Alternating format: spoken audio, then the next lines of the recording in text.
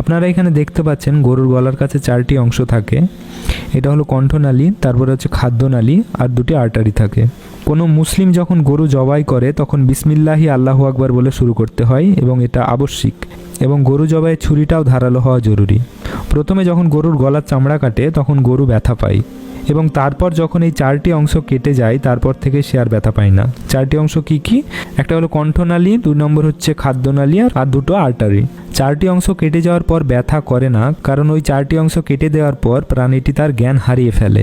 কারণ ওই ভেনগুলি কেটে দেওয়ার পর অনেক পরিমাণ রক্ত বের হয়, এবং রক্ত বের হওয়ার জন্য তার রক্তচাপের অনেক পরিবর্তন হয়, কিন্তু সেন্ট্রাল কর্ড অক্ষত অবস্থায় থাকে, তাই তার নার্ভাস সিস্টেম অ্যাক্টিভ থাকে। এদিকে গলার ভেনগুলো কেটে যাওয়ার জন্য ব্রেনে রক্তের প্রয়োজন হয়, ফলে গরুর ব্রেন তখন মেরুদণ্ডের মধ্যে থাকা স্পাইনাল কর্ডের মাধ্যমে হৃৎপিণ্ডকে সিগন্যাল পাঠায়, ফলে তার হৃৎপিণ্ড তখন খুব দ্রুত পাম্প করতে থাকে, অর্থাৎ দ্রুত রক্ত পাঠাতে থাকে। কিন্তু রক্ত তখন আর ব্রেনে পৌঁছায় না, বাইরে বেরিয়ে যায়। কারণ ওই ভেনগুলোই কাটা হয়ে গেছে। ফলে হয় কি, তখন দেহের সমস্ত রক্ত 7 থেকে 10 মিনিটের মধ্যে বাইরে বেরিয়ে যায়। তাই যখনই গরু জবাই করা হয়, গরু জবাইয়ের পর 7 থেকে 10 মিনিট গরুটিকে তার নিজের অবস্থায় ছেড়ে দেওয়া উচিত। অনেকে গরু জবাইয়ের পর তার মেরুদণ্ডের স্পাইনাল কর্টেক্সকে কেটে দেয়। তাতে হয় কি, তার হার্ট পাম্প করা বন্ধ করে দেয়, অর্থাৎ হার্ট অ্যাটাক হয়। আর হার্ট পাম্প করা বন্ধ করে দিলে শরীরের সমস্ত রক্ত বাইরে বেরিয়ে আসতে পারে না।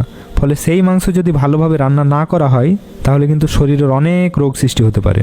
তাই সাবধান এবং সতর্ক থাকবেন, ইসলামিক পদ্ধতিতে সঠিকভাবে গরুকে জবাই করবেন।